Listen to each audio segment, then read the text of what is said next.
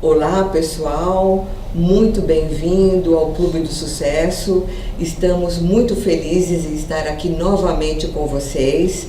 Hoje vamos dar continuidade ao assunto que vínhamos tratando no nosso último encontro, que é sobre crenças, valores morais e éticos. De que forma uma crença negativa pode ser transformada em crença positiva? Essa é a pergunta do Pedro da Penha. Eu diria que assim, o primeiro passo é identificar a crença negativa, porque às vezes as pessoas elas não conseguem identificar o que negativamente está ali influenciando ela em termos de crença. Então é o primeiro exercício, né? Identificar. Então, a partir da identificação ela pode propor uma mudança, né? Então tem que fazer um check-up, né, no seu dia a dia, no resultado da sua vida e ver se a crença, se aquilo que você acredita está te gerando bons frutos ou está te levando, né, a bons resultados. Se não tiver, provavelmente tem uma crença, né, negativa ali, de uma forma mais crítica, assim falando. Aí você tem que identificar para promover a sua mudança, né? Então, o primeiro passo. E aí ela identificando, então ela promove uma crença positiva. A crença positiva pega da sua mãe, do seu pai, de alguém que teve sucesso para você adotar aquela crença. Ou você pode criar uma, mas é melhor, eu creio que é mais prático você pegar já de uma pessoa que está desenvolvendo aquela crença, porque você já pega alguma coisa que já está funcionando. Pode ser que funcione para você, pode ser que não funcione, mas já pega a crença de uma outra pessoa que já está aplicando, né, positivamente aquela crença ali.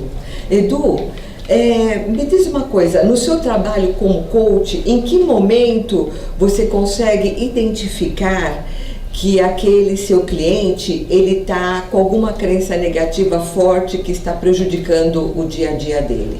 Geralmente quando ele está travado, né? Travado financeiramente, travado profissionalmente, travado familiarmente, né? Em algum desses âmbitos, assim. E aí é um sinal de que alguma coisa não está fluindo na crença dele. Então ele precisa trocar alguns valores e adotar alguma nova crença em relação àqueles universos para que ele possa fluir. Mas geralmente quando trava, né? Mas é necessário que ele tenha ali uma vontade e uma meta de progressão. Porque se não tiver, é muito difícil você identificar a crença negativa porque ele está sem meta, ou seja, ele está sem projeção de progresso. Então, isso está dificultando o crescimento em alguma área da vida. Sim, às vezes ele pode estar não crescendo também, porque ele pode estar sem meta, né? Então, assim, a falta de progresso é um sinal também de crença limitante, né? Crença negativa. Então, é interessante que ele sinta e tenha a sensação de progresso, né? Então, às vezes, se ele não estiver progredindo na qualidade com a família, na qualidade no trabalho, entre os amigos, na sua vida mais espiritualizada, digamos, é porque ele está travado. Então, ele tem que ter uma meta de progressão para ele ver se ele está realmente fluindo ou não. Aí sim ele vê o que se refere à crença negativa e o que se refere à crença positiva, né, no caso. Ok. E, professor Miguel, o que você teria para nos falar sobre isso? É muito interessante o tema.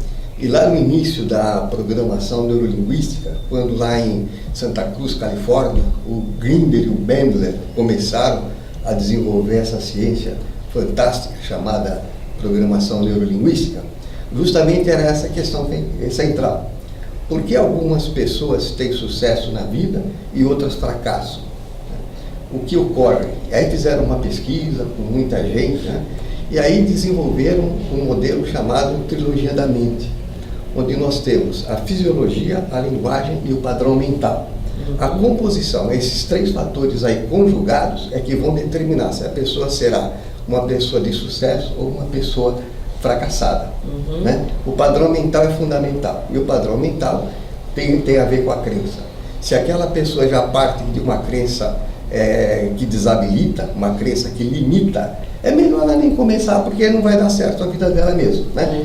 Só se ele vai participar de uma luta de boxe e vai lutar com outro boxeador e já parte do princípio que ele vai perder, então é melhor ele não entrar, porque ele vai perder mesmo, né?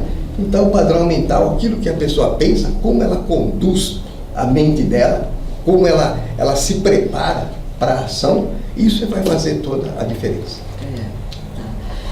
Professor Miguel, você já teve, ou poderia nos trazer algum exemplo de um cliente que apresentava em alguma área da vida uma crença restritiva e que estava impedindo com que ele caminhasse adiante? Se a pessoa identificar a crença, como disse o Eduardo, se ela identificar e depois trabalhar no sentido de fazer a mudança, o resultado vai acontecer. Agora eu estava lembrando de uma passagem há muito tempo, que quando eu fazia o curso científico, né, e nós tínhamos um colega, ele era inteligentíssimo, competentíssimo, né, mas ele tinha uma crença de que na prova ele não ia bem na prova. Né, e aí chegava na prova, ele era um fracasso. Né. Então como é que o professor solucionou? A prova dele era feita de uma maneira que ele não sabia que era uma prova. Ok. Ele tinha medo da prova, de enfrentar a prova, né? De enfrentar a prova. Então dava um branco nele, né? Porque se falasse isso acontece com todos nós, vira e mexe, nós temos algum probleminha assim, né? O ser humano, né? Alguma prova que tem mais dificuldade, né? Então, eu acho que é uma estratégia interessante, né? Do professor. Na época, nós éramos em 15 alunos e os professores conheciam cada um dos alunos, né? E sabia que ele conhecia a matéria.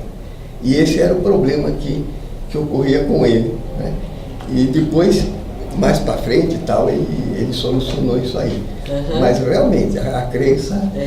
Então, quer dizer, o medo de enfrentar a prova, né? Ele tinha uma crença que provocou um medo, né? Aquela crença assim, eu não sou capaz de passar por uma prova tranquilamente, né? Então, quando ele tinha que enfrentar a prova, batia um medo muito grande, ele acabava indo mal. Né? Então, o resultado acabava sendo negativo. Exatamente. Isso por conta da crença dele. Muito bacana esse exemplo. Muito bacana. Nossa, há um tempo atrás, eu tive um cliente, né? Eu costumo falar paciente, porque como a gente mexe muito com a psique do ser humano, acaba pegando um pouco a área da saúde, né? E às vezes eu falo paciente, mas enfim, paciente, cliente, de uma moça muito inteligente, mas ela me procurou dizendo que ela não conseguia avançar na vida dela porque ela não conseguia estudar. Ela trabalhava numa empresa, ela tinha um cargo bastante interessante, mas ela tinha que fazer uma faculdade. E aí ela dizia assim, eu não vou fazer faculdade, eu não tenho capacidade para fazer faculdade, eu sou burra. Mas como você é burra? Você chegou onde você chegou, como você é burra? Começamos a investigar toda a infância dela e num determinado momento da infância, a mãe a chamava de burra. Qualquer coisinha que ela fazia, a mãe falava, olha, você é burra, você não sabe fazer isso. De novo você errou, você é burra. E ela cresceu com aquilo na mente dela. Então, conclusão, ela criou uma crença que dizia que ela era incapaz de seguir adiante e de crescer profissionalmente. Depois que ela identificou essa crença, nós fizemos alguns exercícios e isso fez com que ela fosse fazer uma faculdade e que futuramente ela conseguiu ocupar um cargo de destaque na empresa onde ela trabalhava. Então, olha como é importante a gente identificar uma crença, se ela é positiva ou se ela é negativa. Muitas vezes nós deixamos de fazer coisas que são boas para nós porque acreditamos que não somos capazes. Olha, eu conheço uma amiga que não consegue tirar carta de motorista para dirigir um carro. Toda vez que ela pensa que ela tem vontade, ela tem medo de dirigir e acaba desistindo. Ela fala, não vou tirar carta, embora ela tenha muita vontade de fazer. E nós conversamos também algumas vezes e ela dizia que a mãe dela tinha muito medo de dirigir e isso passou para ela. Então, olha como é interessante, o medo não vinha dela, vinha da educação que ela teve. Esse medo foi passado pela mãe. E então, isso dificultava ela seguir com o desejo de tirar a carta de motorista. Então, olha quantas crenças nós desenvolvemos, crenças negativas, né?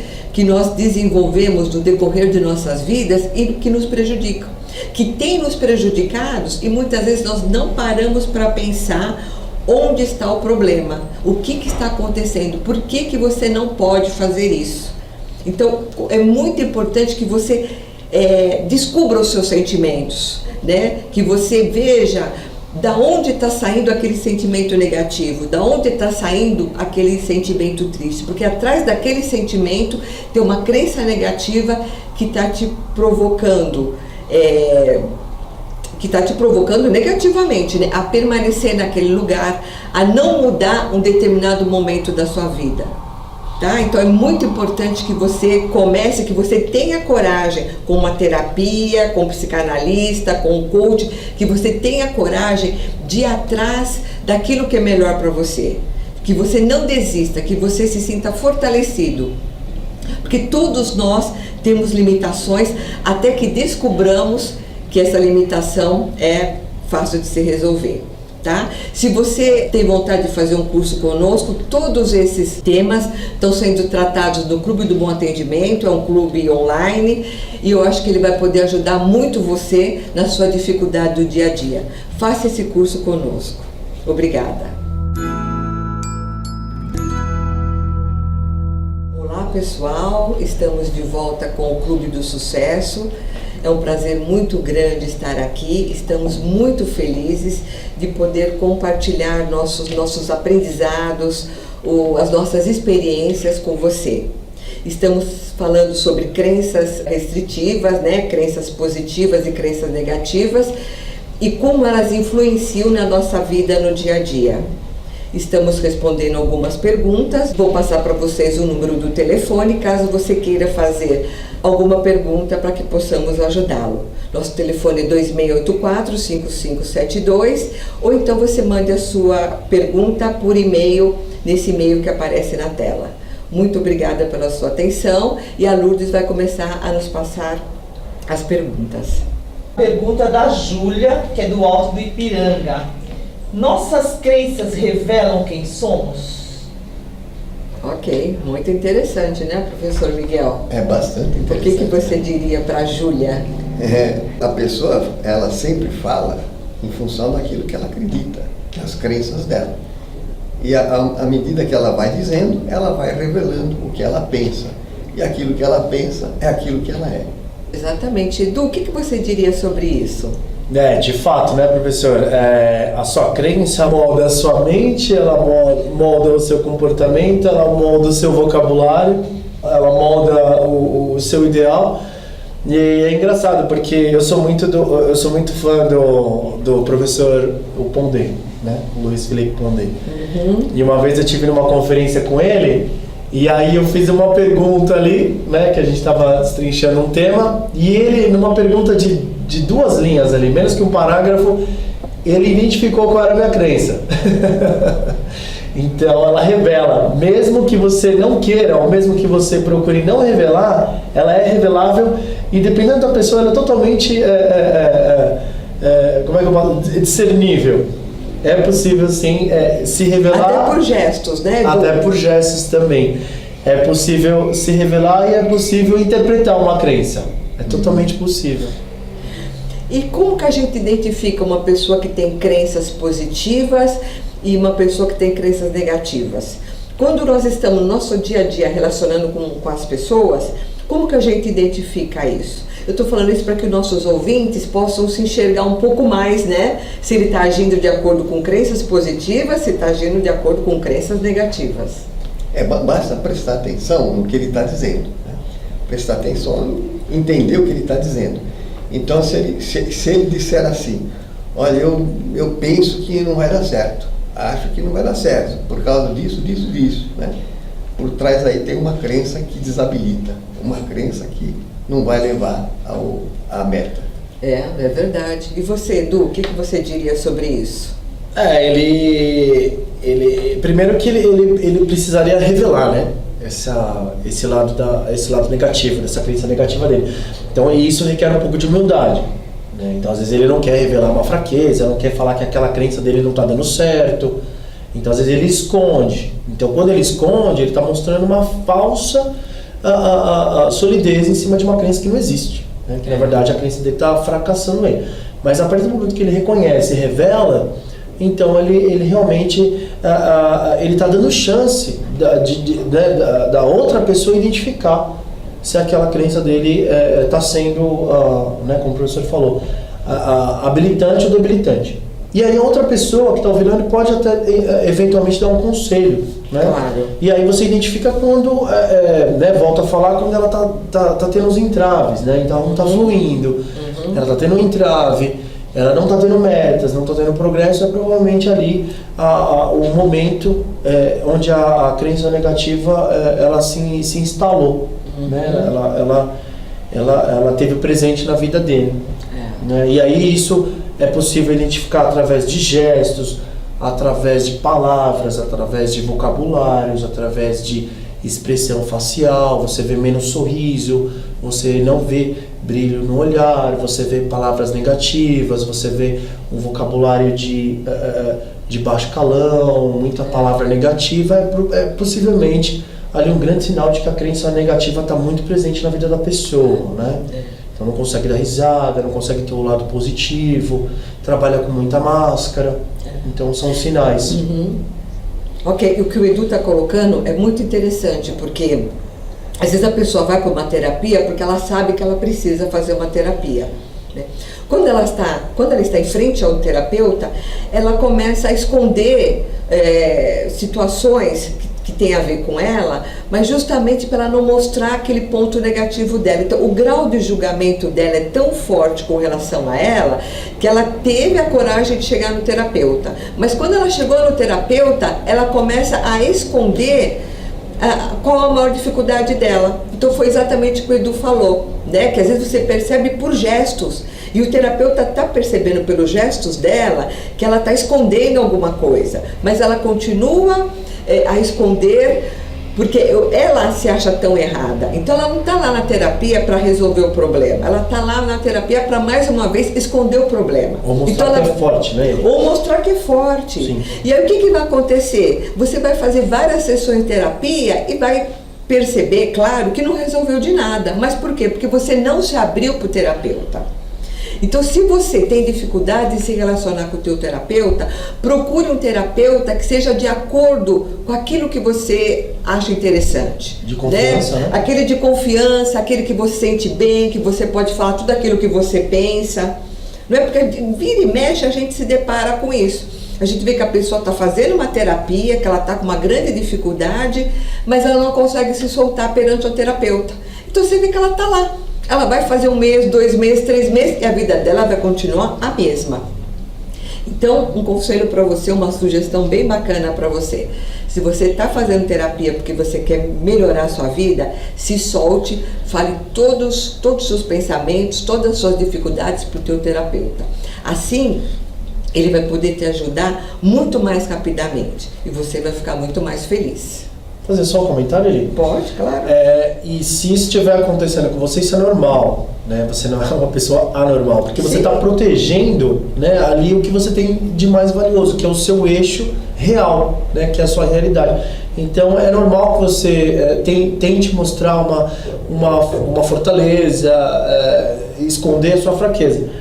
Mas até certo ponto isso é bom. A partir de um dado momento é bom que você abra os portais ali para que algo natural possa vir à tona e ser tratado. Porque se isso não acontecer, não há o tratamento, né? Claro. Se você quer mudar a sua vida, você vai ter que mudar um pouquinho a sua maneira de lidar com o terapeuta, com o coach. Né? Exatamente. Quer dizer, você vai fazer um trabalho com o coach, mas tudo que ele pede para você não aplica, né, os exercícios e tal, você não vai sair de onde você está. Então pense um pouquinho nisso. E faça o curso conosco no Clube do Bom Atendimento, é um curso que vai fazer muito bem para a sua vida. Venha conosco, ok? Muito obrigada.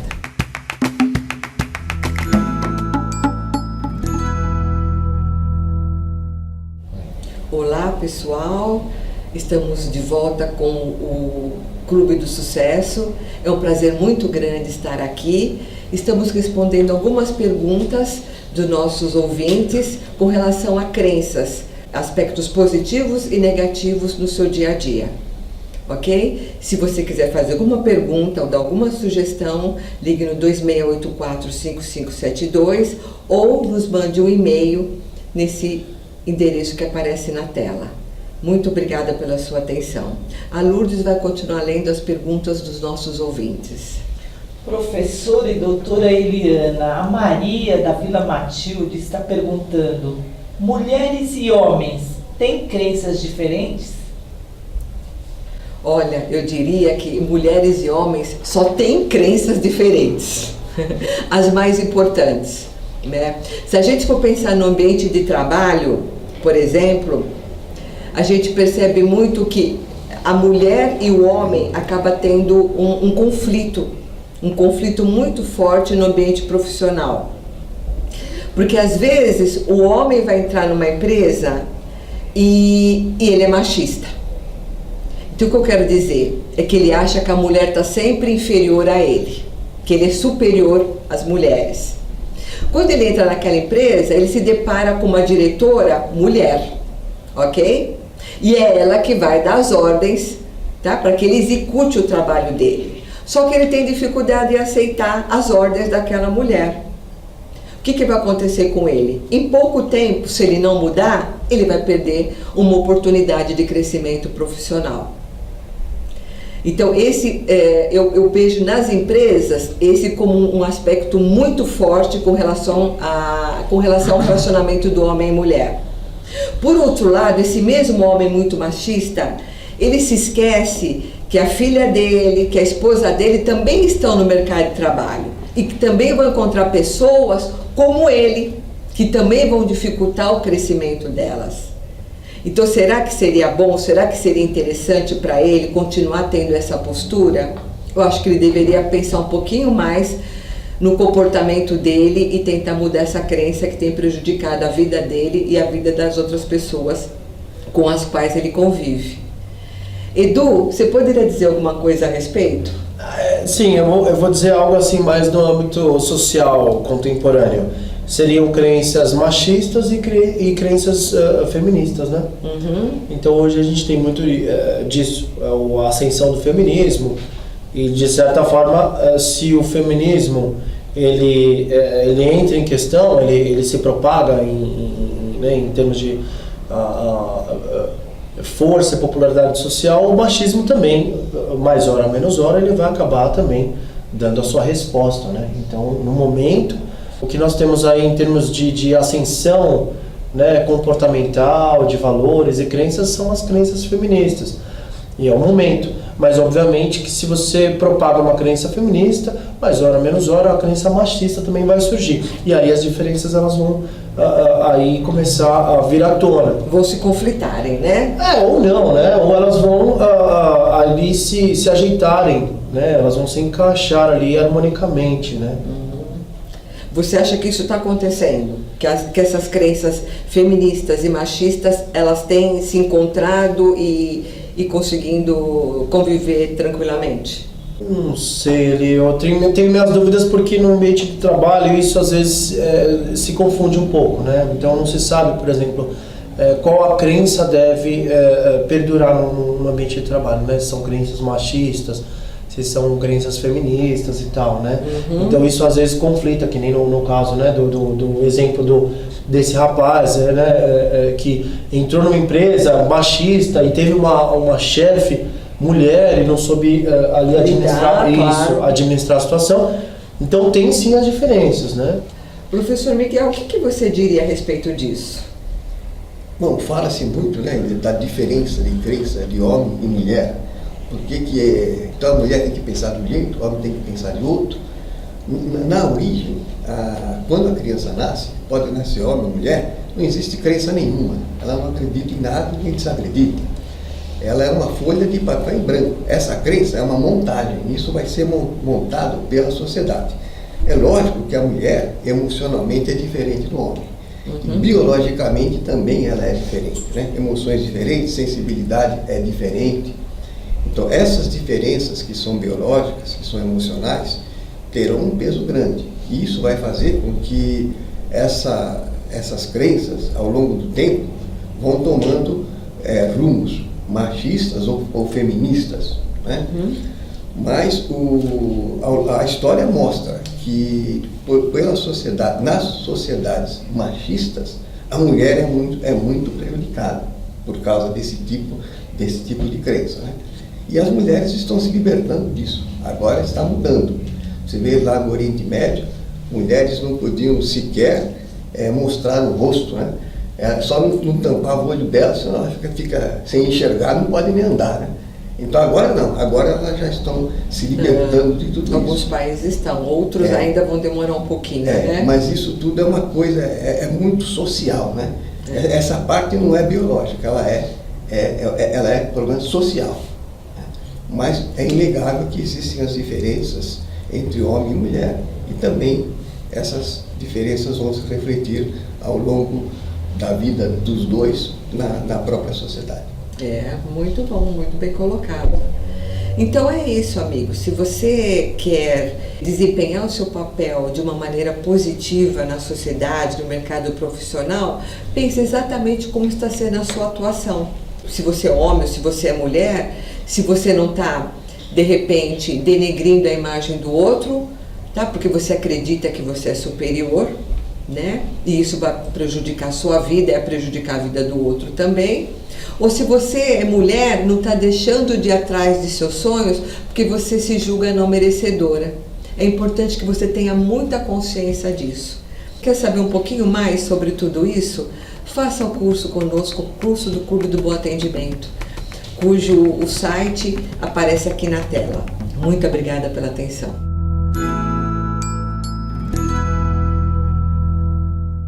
Olá pessoal, estamos de volta com o nosso programa Clube do Sucesso. É um prazer muito grande estar aqui. Estamos muito felizes em poder compartilhar com você nossas experiências que nós temos aprendido, que nós temos desenvolvido no nosso dia a dia. Tá? Eu sou a Eliana, estou novamente com o Edu e com o professor Miguel e hoje estamos atendendo as respostas, né, as questões, na verdade, dos nossos ouvintes. Então, se você tem alguma dúvida ou gostaria de dar alguma sugestão, entre em contato conosco através do telefone 2684-5572 ou então nos mande uma pergunta através do e-mail que aparece na tela, ok? Vamos ler a nossa primeira questão de hoje. O Marcos de Mogi das Cruzes faz a seguinte pergunta: o grupo com o qual você convive está intimamente ligado às crenças que você acredita? A influência do grupo em relação às crenças, né? Isso. Sim, isso é uma tendência, é natural, é normal que a pessoa faça parte. Se ela faz parte de um grupo, ela está harmônica com as crenças desse grupo. Se ela modificar essa crença, ela não vai mais dar certo com esse grupo, ela vai ficar à parte, né? Então, a influência do grupo é muito forte, muito grande e mantém ela dentro desse sistema de crenças. Professor Miguel, você poderá nos dizer, por favor, a sua opinião com relação aos valores éticos de um determinado grupo? Né? Como que ele é formado, por exemplo, né? Quer dizer, o grupo X, as pessoas que frequentam aquele grupo X, elas se comportam de acordo com uma crença ética, por exemplo? Muitas vezes a ética é uma ética do próprio grupo. Eles criam a sua própria ética dentro do grupo, né? Então podemos dar como exemplo, por exemplo, a torcida do Corinthians, os Gaviões da Fiel, né? Uma grande torcida, né? Empolgada com o time. Então eles têm lá os valores deles, lá dentro.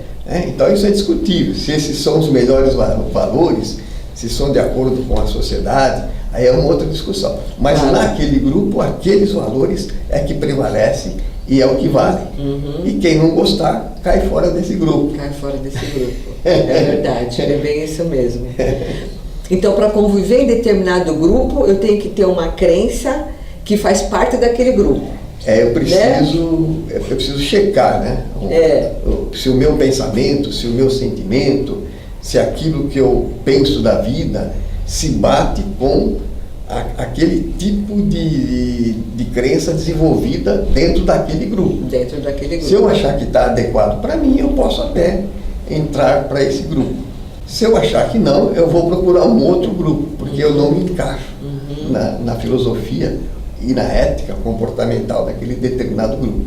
Então isso aí a pessoa tem que avaliar se dá certo para ela ou não.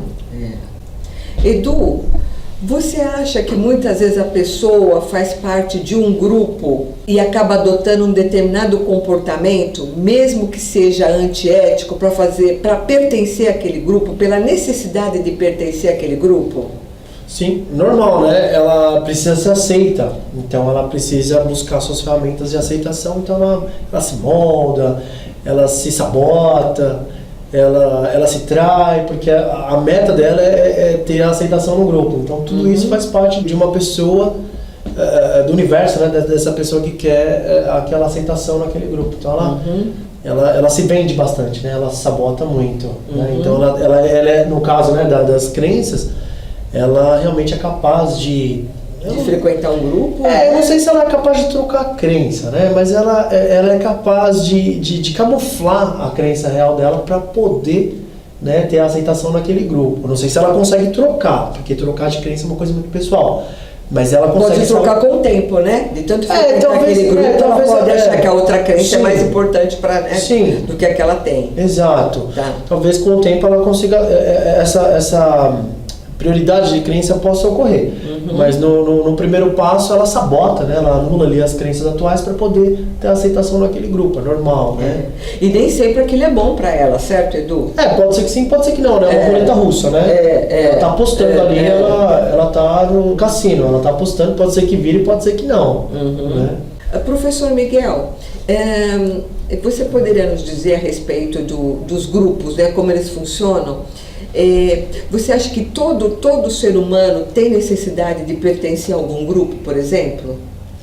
O ser humano, ele é social por excelência. Então ele sempre vai pertencer a um grupo, ele vai fazer parte de um grupo. Tem certos grupos que, para ele fazer parte, ele tem que passar por certos rituais, ele passa por certas provas, né? Então se ele passar naqueles testes, ele vai ser aceito no grupo, senão ele não vai ser aceito nesse grupo. Mas de qualquer maneira, ele tem que achar o grupo dele, tem que procurar a tribo dele, ele tem que fazer parte de um grupo. Seja ele qual for, né? Seja ele qual for. O que ele não pode é viver sozinho dentro de uma caverna, né? Ele vai fazer parte sempre de um grupo social.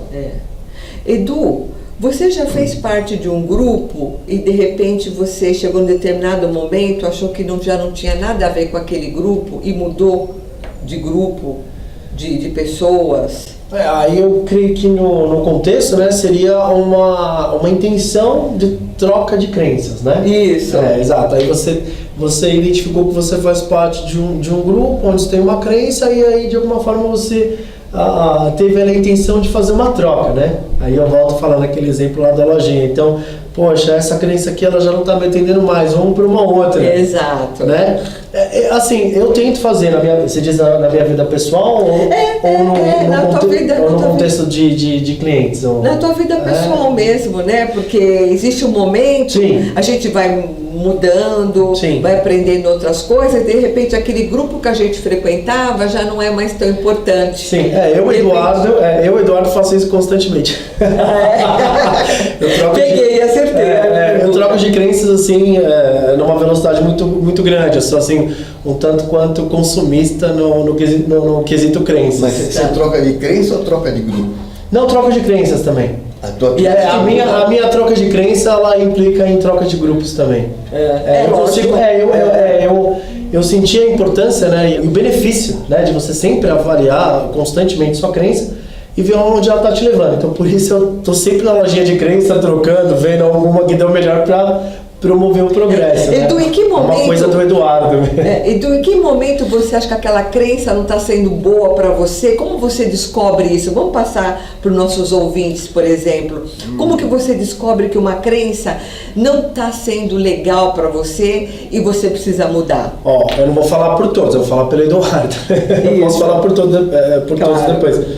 Mas, por exemplo, no meu caso, eu estabeleço metas, né? Não sei se por ser o contexto real da minha profissão, mas eu estabeleço metas, pelo menos aí, bimestrais, né? Então eu trabalho muito nessa dinâmica.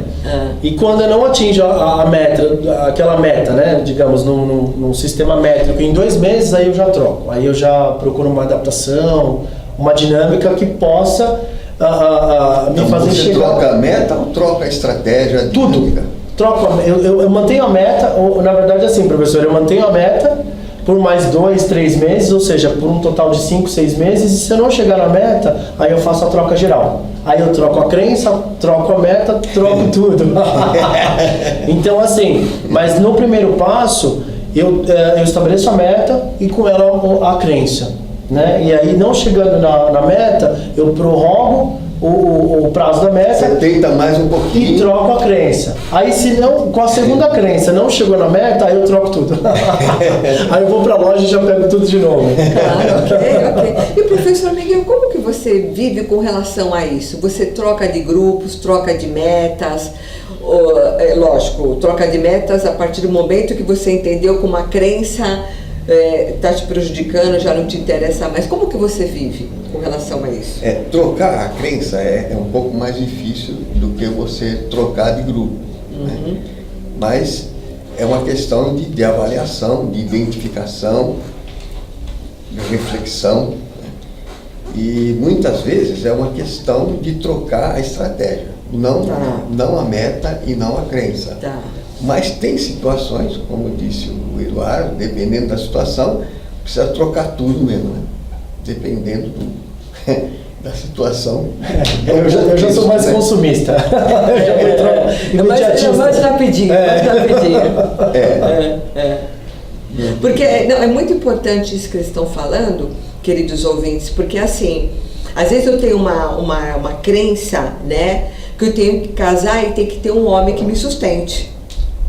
Então, às vezes eu estou com aquela pessoa, eu estou sofrendo muito porque eu não quero mais aquela vida. Mas como eu tenho essa crença, eu continuo casada com aquela pessoa. Enquanto que... Então, por que eu estou fazendo essas perguntas para eles, né? Porque às vezes eu tenho que entender que eu tenho uma crença que me leva para a infelicidade, porque eu aprendi aquilo. Quer dizer, eu venho da minha família, eu venho dos amigos com o qual me relaciono, que tem alguém que me sustente. A mulher tem muito dessas coisas, né? É o melhor para mim, quando na verdade ela pode ter muito mais sucesso dependendo dela. Então, se você passa por uma situação parecida, arregaça as mangas, vai trabalhar, vai atrás dos seus sonhos.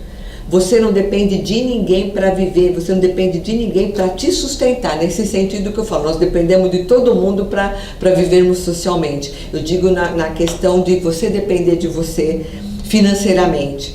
Tá? Então toma muito cuidado com a crença que você pode estar alimentando e te levando para a infelicidade. Se você acha, olha, você pode achar que o outro precisa te dar dinheiro para você comprar determinada coisa, quando na verdade, se você trabalhar, você vai ter seu dinheiro que você vai comprar aquilo que você quiser, que é muito mais prazeroso, vamos dizer assim.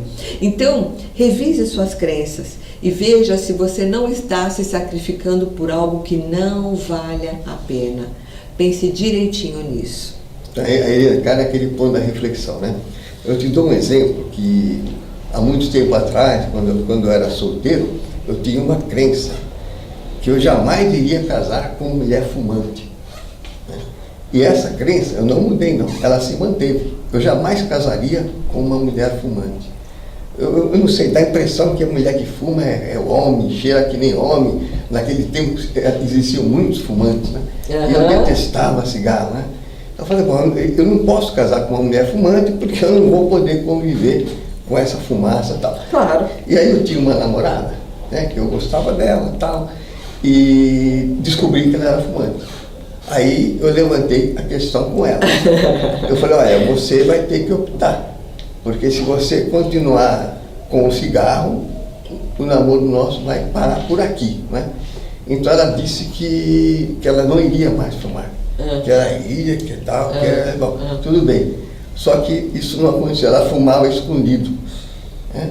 Quando eu descobri, acabou de vez. Porque além de continuar fumante, era mentirosa. Descobriu outro ponto. Outro ponto. Além de fumante é mentirosa, agora Não, já é muito demais. chato, né? Se a gente não fuma, conviver com alguém que fuma, é muito chato mesmo, porque todo o ambiente fica cheirando. Ontem eu saí daqui, passei na manicure e ela fuma. Ela fuma no quintal da casa dela, mas a fumaça entra, né? Eu cheguei lá e falei, que cheiro de cigarro. Foi uma coisa assim muito voluntária, né?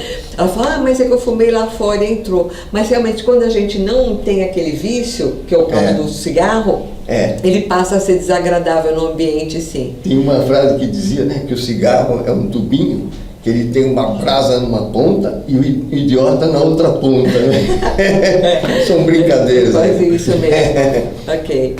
Então, ouvintes, muito obrigada pela atenção de vocês. Não esqueça de fazer um curso conosco, do Clube do Bom Atendimento. É um curso que vai fazer muito bem para a sua vida. Venha conosco.